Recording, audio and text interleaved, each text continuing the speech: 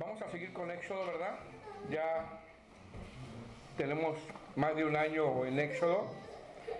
Y este es un buen tema. Si pone atención, ¿ok? Si pone atención va a ser un buen tema. Si no se duerme, si no se distrae, ¿verdad? Te lo digo con amor, vamos a aprender. Pero si se distrae, va a ser un poquito complicado que agarre el hilo, ya que este tema que vamos a ver, en su momento fueron literales para el pueblo de Israel, pero para nosotros son nada más, son figuras, son tipologías. Amén. Son figuras, son tipologías. Este es el tema número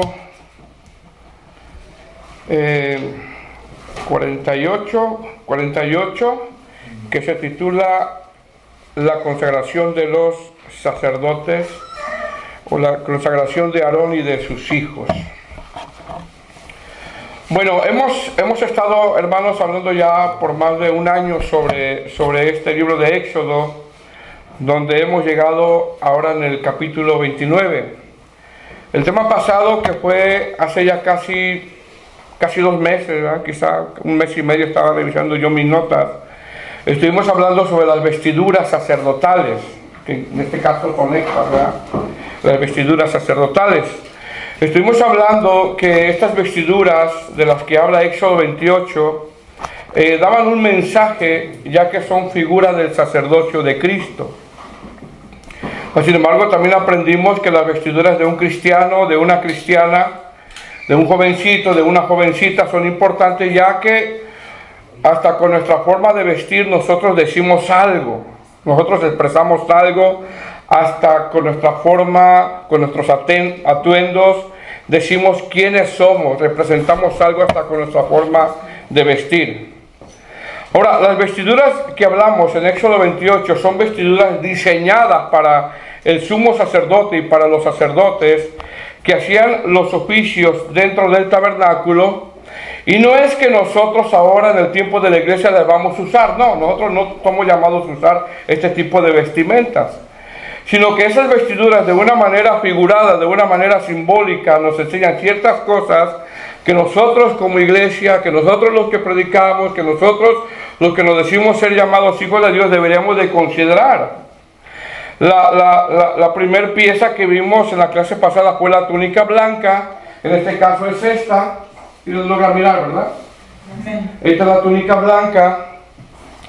Y bueno, la túnica blanca era la primer pieza, hermano, que se ponía el sacerdote después de la ropa interior, que son los calzoncillos, que ese sería otro tema también, porque aún la ropa interior tenían un propósito.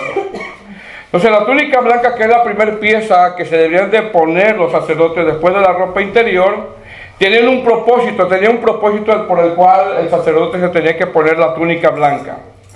¿Cuál era el propósito de la túnica blanca? Bueno, el propósito de la túnica blanca era que simbolizaba una vida pura. Eso era lo que simbolizaba. Una vida pura, una vida limpia, una vida sin mancha, una vida consagrada. La túnica blanca era figura de la vida pura del sacerdote, donde mostraba con esa túnica blanca una vida libre de pasiones desordenadas. ¿Recuerdan el mensaje del viernes?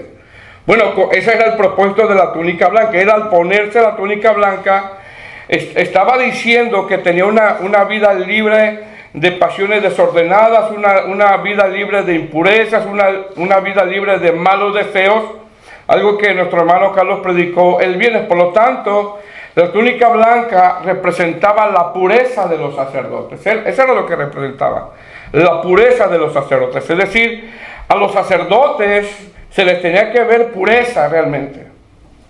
Se les tenía que ver pureza. A los sacerdotes se les tenía que ver una vida limpia. Se les tenía que ver una vida sin pasiones desordenadas, alejados de la fornicación, alejados de impurezas, donde también es muy aplicable para el tiempo de la iglesia. Amén.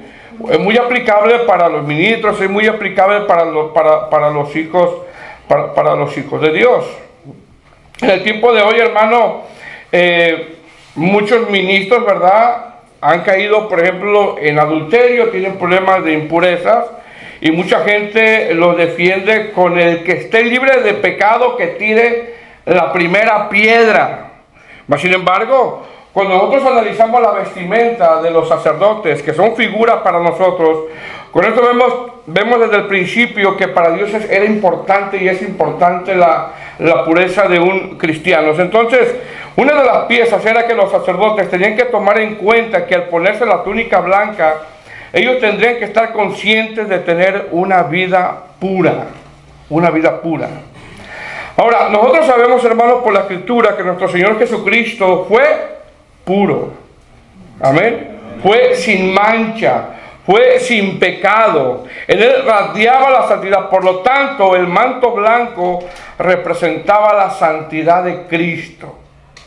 Mas sin embargo, ahora en Cristo la pureza, repito, es algo que se nos tiene que ver a los ministros, es algo que se le debe de ver a los hijos de Dios, a las hijas de Dios, es algo que se nos debe de caracterizar. Por lo tanto, un cristiano se tiene que cuidar.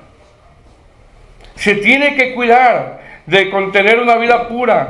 Se tiene que cuidar de no ser un sinvergüenza, de no ser ojo alegre. Se tiene que cuidar. Bueno, esta túnica blanca les hacía ver a los sacerdotes la importancia de la vida pura que ellos tendrían que llevar.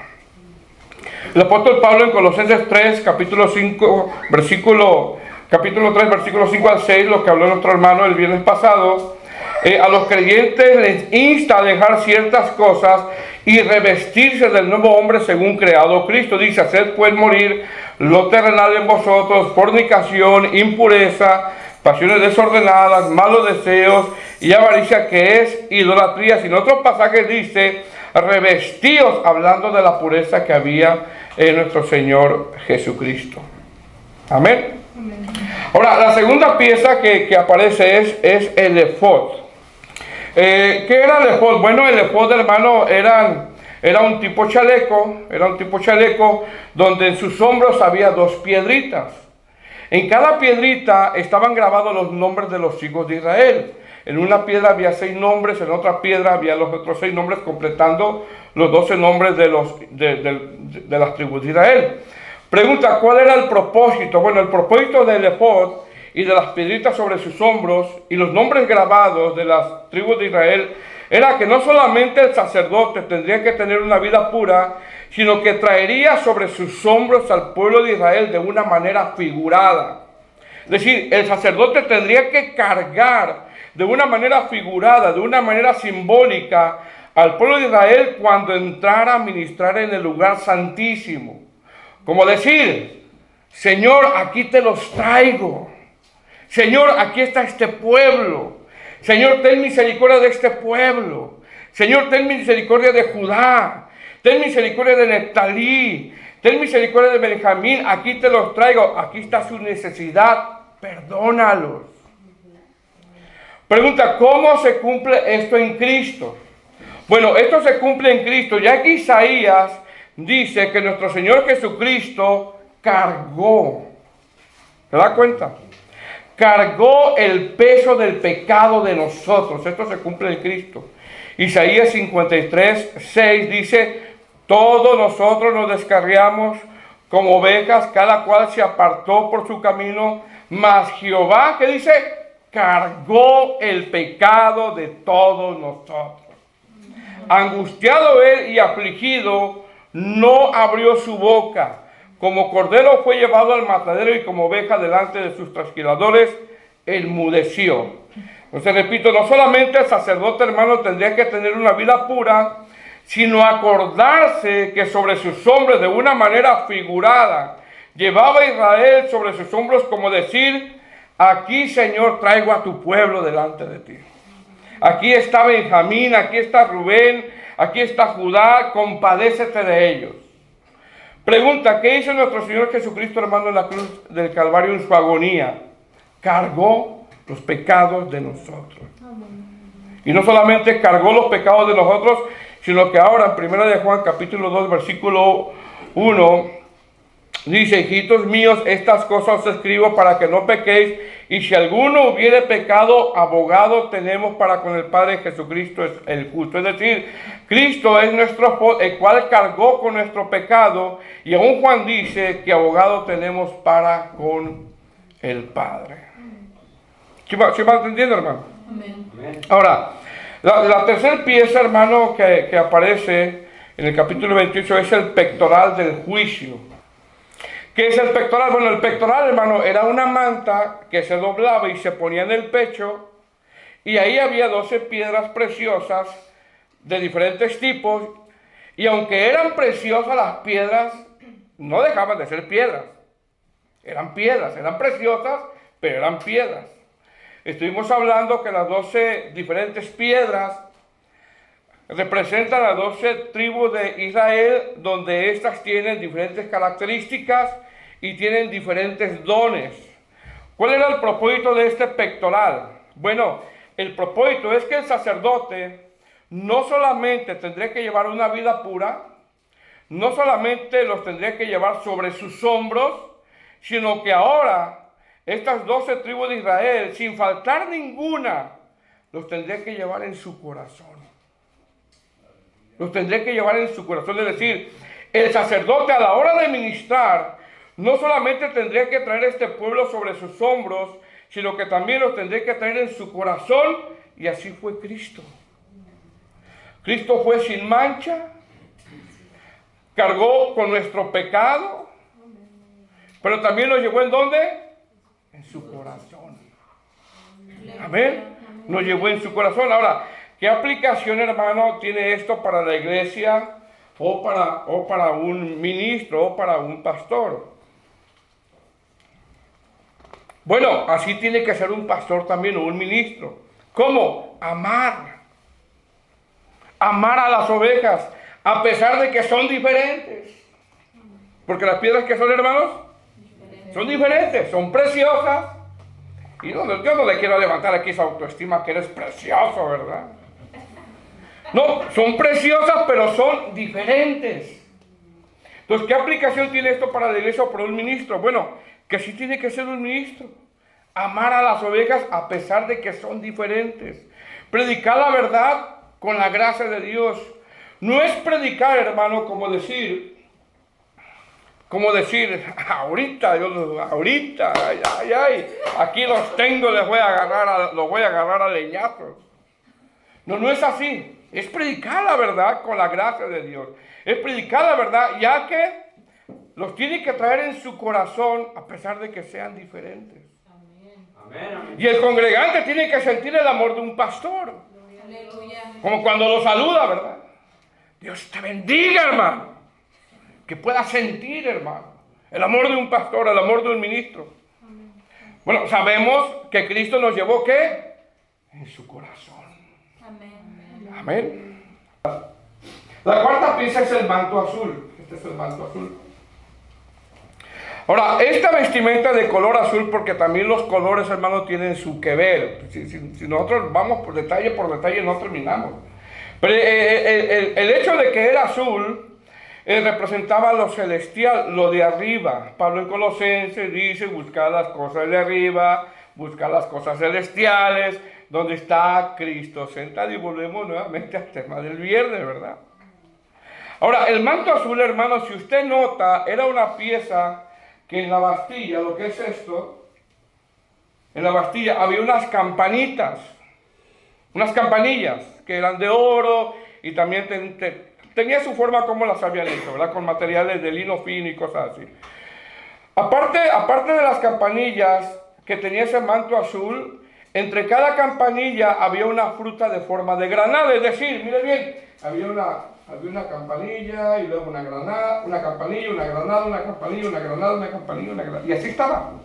Lo que es nosotros le llamamos la Bastilla de abajo, ¿no? Bueno, hasta abajo estaba la campanilla, la granada, la campanilla. Usted lo puede leer en Éxodo 28, que fue uno de los temas que dimos hace 2 meses, más o menos. Bueno, estuvimos hablando que estas campanillas hablan de alabanza. ¿Por qué? Porque así tiene que ser la vida del sacerdote. La vida del sacerdote tendría que ser una vida de alabanza. Y una vida de alabanza, hermanos, es una vida pura. Es una vida consagrada. Una vida de alabanza es una vida donde él se dolía por el pecado del pueblo. Una vida de alabanza es que cargaba con el pueblo sobre sus hombros. Cargaba el pueblo de una manera figurada en sus hombros. Una vida de alabanza es que los traía en el corazón, cuidaba su corazón, amaba al pueblo. Bueno, las campanillas eran figuras de la vida de alabanza del sacerdote. Ahora repito, también en la bastilla, abajo del manto azul, estaban unas granadas, una campanilla, una granada, una campanilla, una granada. Pregunta, ¿qué tipifica la granada? Bueno, la granada tipifica fruto. Fruto, es decir, el fruto del sacerdote es el amor, la santificación, la pureza. Es decir, esto nos enseña que la verdadera alabanza que uno le puede dar a Dios, hermanos, pues no son los conciertos cristianos, no son los discos, sino el fruto. El fruto. Cuando un sacerdote entraba a ministrar, fíjese bien, y caía muerto en el lugar santísimo, Dios lo estaba evidenciando al sacerdote como decir, este sacerdote no tiene una vida pura. Imagínense que eso pasara el día de hoy, hermanos. Dios lo evidenciaba como decir, este sacerdote está ministrando, pero no tiene amor, no ama al pueblo. Este sacerdote está ministrando, pero no piensa en las cosas celestiales, como el manto azul. Este sacerdote está ministrando, pero no tiene fruto, y es por eso que en ocasiones las campanillas se dejaban de oír. ¿Por qué? Porque Dios lo estaba evidenciando a él. No había fruto en su vida. Yo me pregunto si esto pasaba en el tiempo de hoy, hermano. ¿Verdad? La quinta pieza, hermano, es la mitra. ¿Qué es la mitra? La mitra es este gorro. ¿Ok? La mitra es este gorro. La mitra era un gorro donde tenía una diadema que decía santidad a Jehová. Con esto vemos que el sacerdote tendría que estar pensando siempre en la santificación. El apóstol Pablo en Filipenses dice, en esto pensad, y una de las cosas que nombra es en todo lo puro. Es decir, el sacerdote al ponerse la mitra o ese gorro, él sabía que tenía que estar pensando constantemente en la santificación que debía de ver en su vida en base a los atuendos que él representaba. ¿Por qué? Porque con nuestras vestimentas nosotros decimos algo. En Corintios también el apóstol Pablo dice que tenemos la mente de Cristo en el sentido de que nuestra mente debe siempre estar pensando en hacer la voluntad de Dios, y la voluntad de Dios, dice la palabra del Señor, que es vuestra santificación. El cinturón, y algunos le llaman el cinto de justicia, que tiene que ver con el cinto de firmeza, porque uno usa este atuendo para afirmar. El cinto de justicia tenía el propósito de ceñir la vestimenta una vez puesta. Eso lo vamos a ver ahorita. Es decir, el propósito del cinto es que la vestimenta estuviera firme. Firme. Por lo tanto, el cinto habla de firmeza, de solidez, de convicción, de carácter, de no ser fluctuante. Habla de que la vestimenta no se le tenía que aflojar o caer, era firme. Ahora, ¿firme a qué? Firme a lo que representaba cada pieza. Firme a que su vida tendría que ser pura.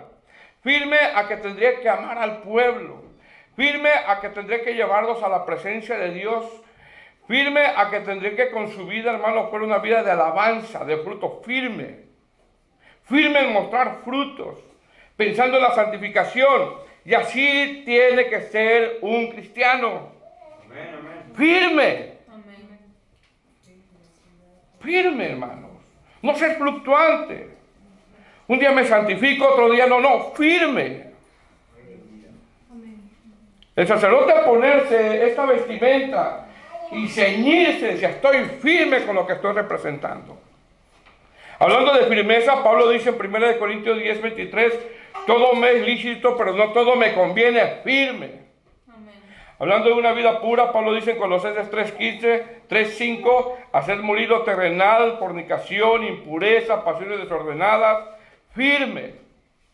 Hablando de amar a la iglesia, Filipenses 1:8 dice, porque Dios me es testigo de cuánto os amo a todos vosotros con entrañable amor de Jesucristo. Estaba firme.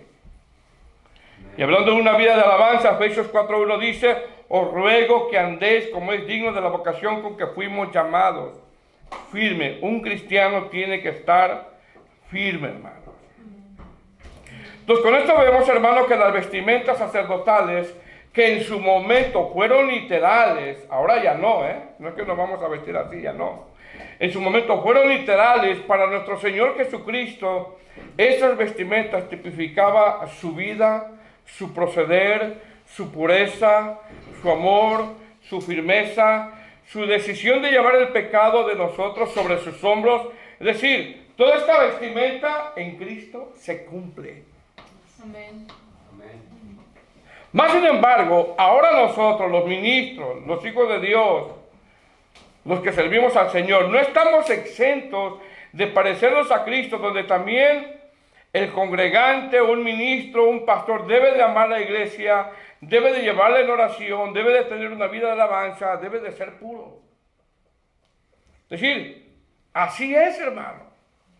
Esa es la forma. Así como esta vestimenta de una manera figuraba, representaba lo que había en Cristo, también tiene que haber en un cristiano. Por eso el apóstol Pablo, usando la misma analogía, dice, revestidos del nuevo hombre creado según Dios. Entonces ya más o menos se entendió lo que significa, ¿verdad? Amén. Bueno. Ahora, una vez, hermano, que ya hemos visto las piezas que llevaban las vestimentas sacerdotales, ahora en el capítulo 29, que consta de 46 versículos, no lo vamos a ver todo, hermanos, porque es mucho. Ahora viene la forma como Aarón y sus hijos iban a ser consagrados. Viene la forma como iban a ser consagrados. Es decir, ya está el llamado, ya está la forma como se deben de presentar. Ahora viene la consagración y con esto vemos que las vestimentas daban un mensaje, como dice, como título en su Biblia arriba, hermano, en el capítulo 29, consagración de Aarón y de sus hijos. Ahora, en estos versos, hermanos, que vamos a leer, la palabra del Señor nos nombra 4 tipos de consagración purificadora. El primero está desde el verso 1 hasta el verso 4, que es el agua, donde ahí mismo vemos otros elementos. El segundo está desde el verso 5 hasta el verso 8, que es el aceite. El tercero está en el verso 9, que es el cinto que lo tenían que ceñir. Y el cuarto son los sacrificios, los holocaustos, las ofrendas diarias, las ofrendas mecidas, que abarcan desde el verso 10 hasta el verso 40. Te repito, todo esto, hermano, se cumplió en Cristo.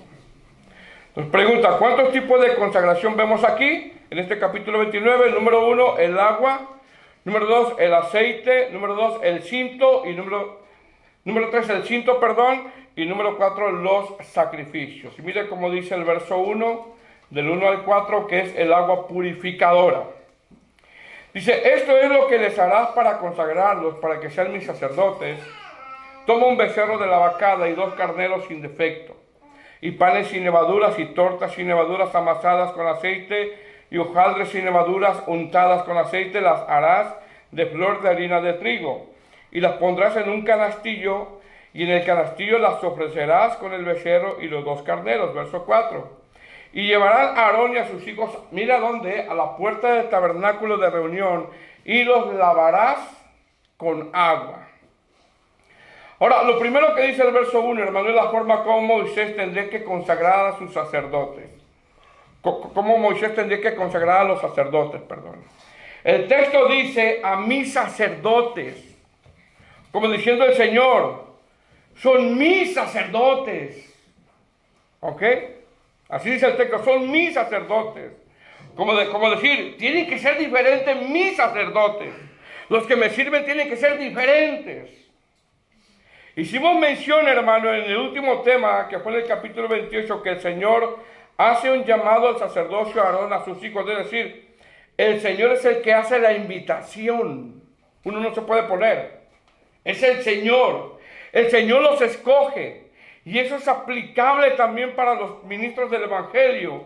Él es el que llama, Él es el que escoge, Él es el que decide. En Gálatas 1:15 Pablo dice, pero cuando agradó a Dios, ¿a quién? A Dios que me apartó desde el vientre de mi madre y me llamó por su gracia. Entonces me llama la atención que en este verso, en el primer verso, el Señor dice, mis, como de Él, hermano. Son de Él, mis sacerdotes.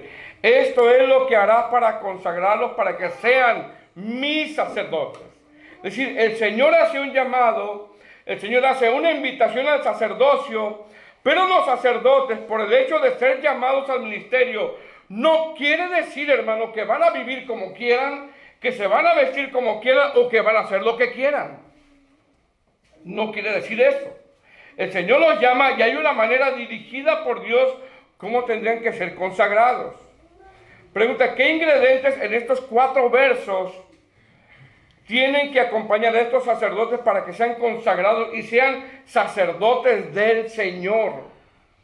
4 ingredientes nombra estos 4 versos. Número 1, la vestimenta que ya vimos.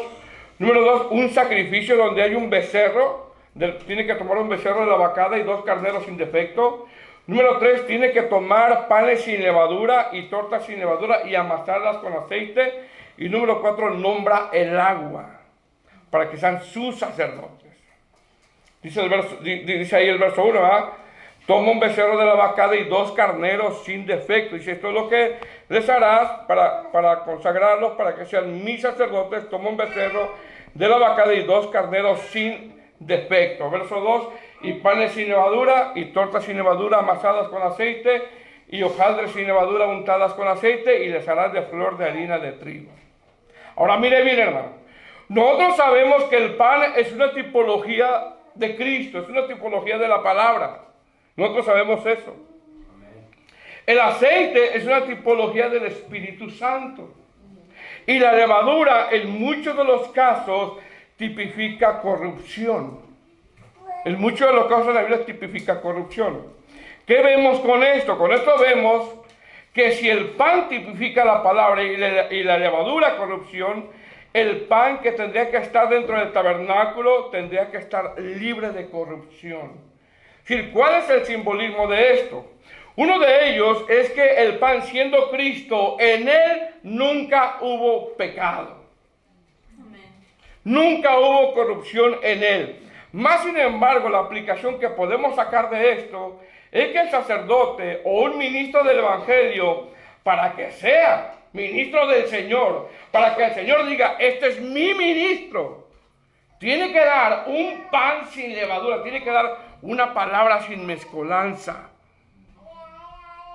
Para que sea del Señor, para que sea sacerdote del Señor, para que sea ministro del Evangelio, a la hora de ministrar la palabra, tendrá que tener una palabra sin levadura, tendrá que tener una palabra sana, tendrá que tener una palabra sin corrupción, una palabra que no la tuerza, para que sea que ministro del Señor. Amén. Para que pueda decir el Señor, este es mi ministro, es mío. Pero tiene que tener el pan sin qué, una palabra que, ¿verdad? No con mezcolanzas. Ahora, ¿cómo usted identifica a un ministro del Señor? ¿Que la iglesia que pastorea es grande en membresía? No, hermano. ¿Que el predicador tiene una grande retórica o un carisma? No. ¿Que tenga embellecido el local donde se congrega? No, aunque está bien, hay que embellecer el lugar, pero mejor hay que embellecer a la congregación con la palabra. Amén. Amén. ¿Cómo? La forma como traza la palabra. La forma sana como debe de exponer el consejo de Dios. La forma como debe de exponer la palabra de Dios sin mezcolanza. Ese es un ministro del Señor. Amén. ¿Qué dice el Señor? Para que sean mis sacerdotes. Ahora, no solamente el sacerdote tendría que tener un compañerismo con el pan, que es tipología de la palabra, que sabemos que es Cristo, ¿verdad? Sino que también ese pan tendría que ser amasado ¿con qué, hermanos? Con aceite. Y el aceite, repito, que es una tipología del Espíritu Santo, con esto nos está diciendo que no solamente el sacerdote tendría que dar una palabra sana en el caso de la aplicación para los ministros, sino que también esa palabra tendría que ser guiada por el Espíritu Santo de Dios. Dice verso 4, ¿estamos ahí? Ya vamos a terminar. ¿Okay? Y llevarás a Aarón y a sus hijos a la puerta del tabernáculo de reunión y los lavarás con agua. Fíjese lo que dice, Es decir, una vez que Moisés tiene que tener las vestiduras listas, recordemos que ¿quién está proveyendo las vestiduras? Dios. Dios es el que provee todo. Una vez que Moisés tiene que tener las vestiduras listas, una vez que Moisés tiene que tener los animales para el sacrificio, los panes y las tortas sin levaduras amasadas con aceite, ahora le dice la forma como los iba a consagrar a Aarón y a sus hijos y nombra el agua, hermano. Ahí en el verso 4 nombra el agua. Es decir, el Señor ha proveído de todo y ahora el primer tipo de consagración para los sacerdotes es que tenía que bañarlos con agua limpia en público a la puerta del tabernáculo antes de vestirlos. Y yo me imagino, hermano, que eso daba vergüenza. Tendré que bañarlos a la puerta del tabernáculo, enfrente de todos, antes de ponerle las vestimentas. Dice el verso 4. Y los llevarás a Aarón y a sus hijos a la puerta del tabernáculo de reunión y los lavarás con agua. La versión lenguaje actual dice, después de eso, lleva a Aarón y a sus hijos a la entrada del santuario. O sea, ahí están todos mirando, hermanos, y ordénales que se bañen. Ahora mire bien, el agua en la Biblia, hermano, en este verso, que es la primera forma de consagración, el agua en la Biblia tipifica un elemento purificador. El agua quita lo sucio, el agua quita lo maloliente, el agua quita lo cochino, el agua limpia. Por lo tanto, en este acto de consagración, que es con agua, tiene el propósito que el futuro sacerdote, al bañarse en público, con este acto simbólico mostraba dos cosas. Número uno, mostraba que como sacerdote era necesario que se tendría que limpiar. Se tenía que ver la limpieza. Y dos, mostraba que al bañarse a la puerta del tabernáculo, donde lo tenía que hacer en público, esto habla de que tendría que humillarse. Humillarse, es decir, este acto de consagración de bañarse con agua delante de la congregación en ropa interior tipificaba que se tenía que humillar. Porque es humillante. Se tenía que humillar.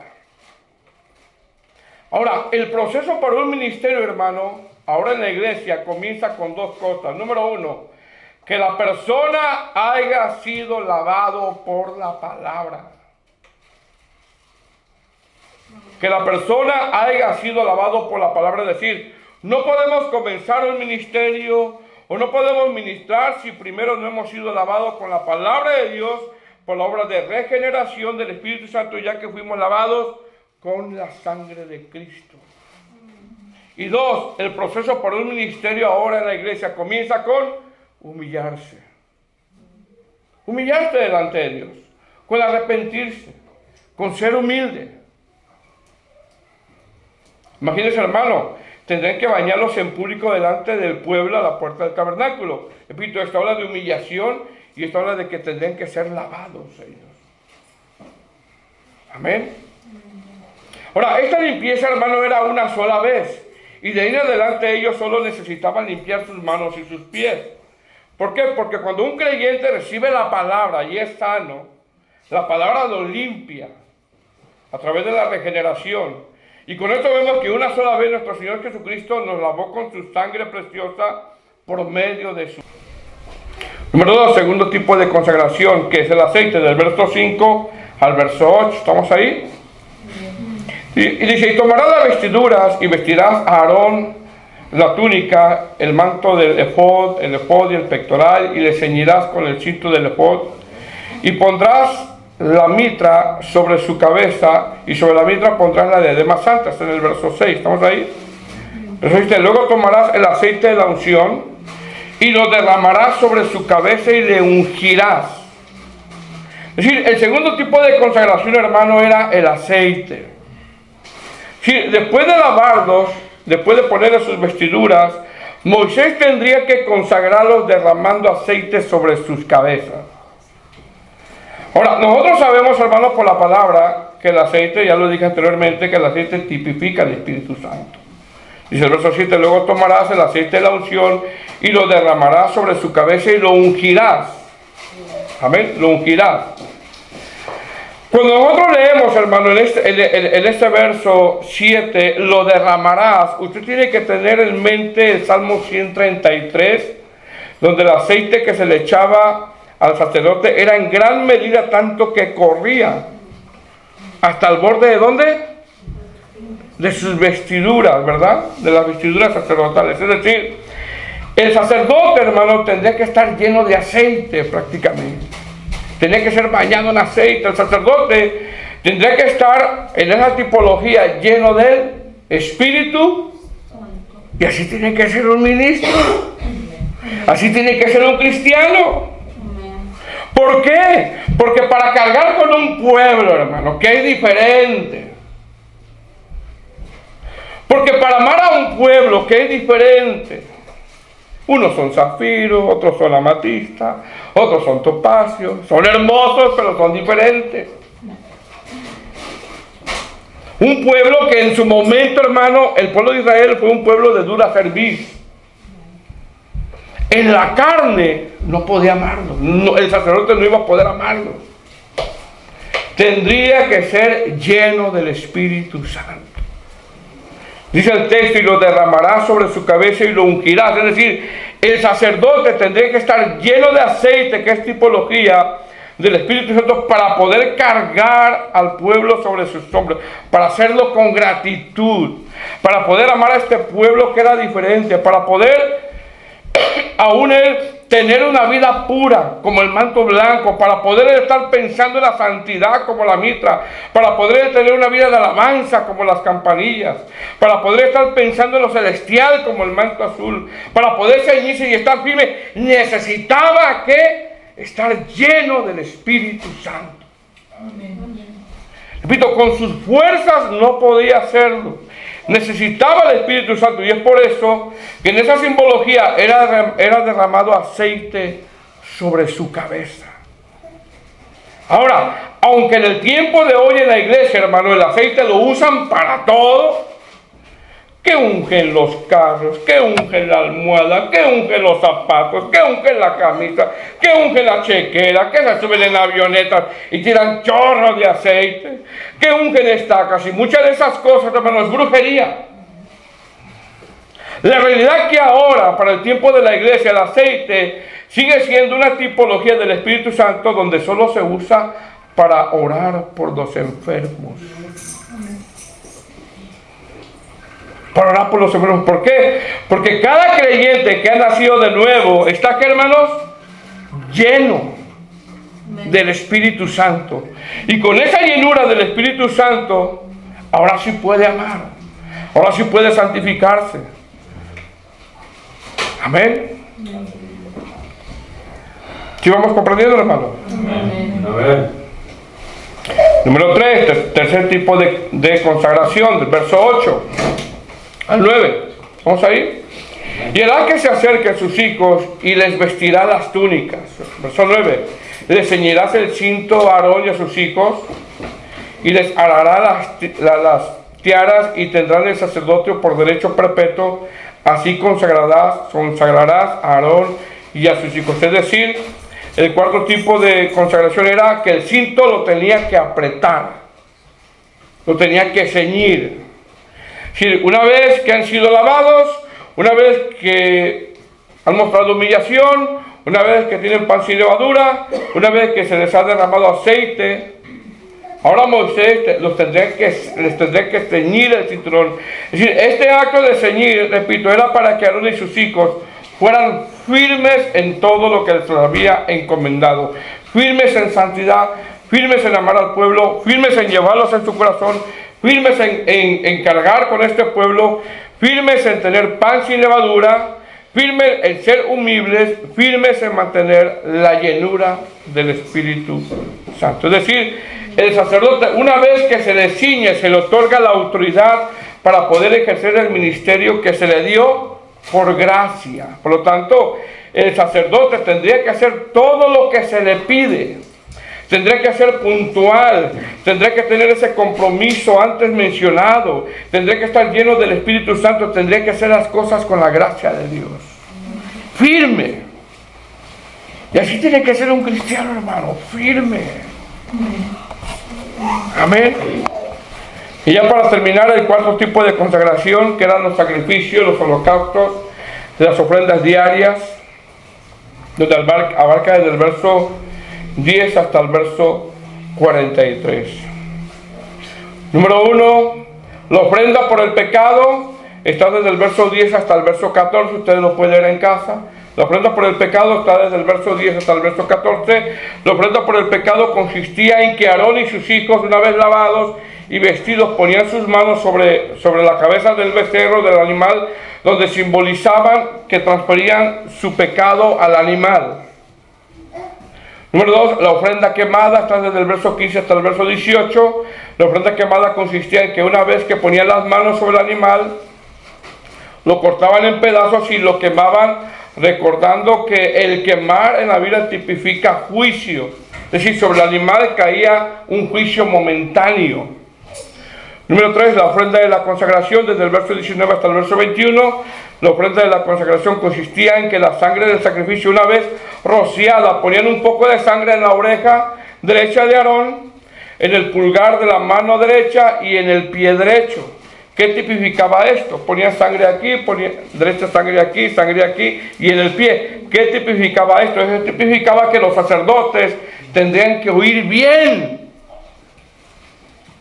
tendrían que caminar bien, tendrían que servir bien. Sangre en la oreja derecha habla de que tendrían que oír, habla de discernimiento. ¿Recuerda cómo el Señor Jesucristo le decía a los sacerdotes, a los fariseos? ¿Qué le decía? El que tiene oído, oiga. ¿Qué pasaba? Ya no escuchaban, ya no tenían discernimiento. Sangre en el pulgar de la mano derecha habla de que tendrían que trabajar en el ministerio. Y un poco de sangre en el dedo pulgar del pie habla de que su caminar tendría que ser diferente. Por cierto que ellos ministraban descalzos. ¿Ok? Ahora, ¿por qué en el lado derecho? ¿Por qué oreja derecha, mano derecha, pie derecho? El lado derecho de la Biblia tipifica diestra. Por lo tanto, con esto vemos que Dios quería que fueran dedicados y diestros. Y así es el Señor, hermano. Él quiere que escuchemos bien. Amén. Que sirvamos bien, que caminemos bien, que seamos diestros en las cosas del Señor. Número 4, la ofrenda mecida, desde el verso 22 hasta el verso 28. ¿Qué es la ofrenda mecida? La ofrenda mecida era la espaldilla y el pecho del animal que se ofrecía. La espaldilla del animal, algunos comentaristas exponen que tipifica la fuerza y el pecho del animal tipifica el corazón. Es decir, nuestro Señor Jesucristo, siendo ese cordero, usó sus fuerzas y su corazón para cumplir su obra.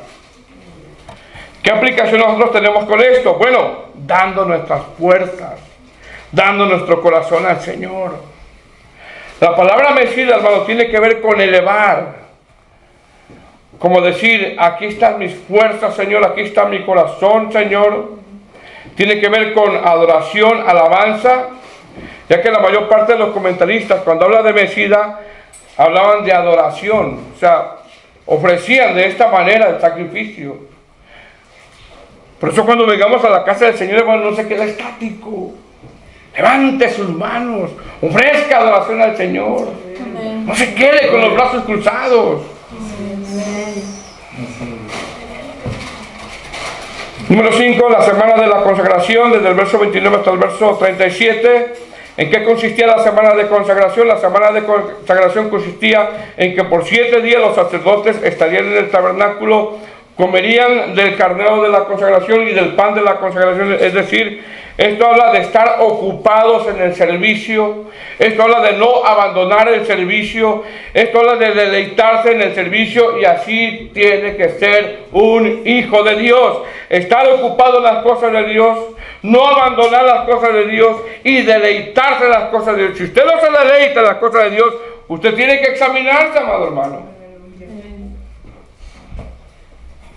Miren, Levítico 22:11 dice que cuando un sacerdote compraba un esclavo, y este esclavo, al ser comprado por un sacerdote, por derecho de su amo, podría disfrutar de esas bendiciones como comer de lo que había en el templo. Nuestro Señor Jesucristo, siendo el sumo sacerdote, cuando Él nos compró, ahora nos hizo partícipes, como dice el apóstol Pablo en Corintios, de la gloria del nuevo pacto. Ahora podemos nosotros deleitarnos porque Él nos compró. Amén. Número 6, la consagración continua, del verso 38 hasta el verso 41.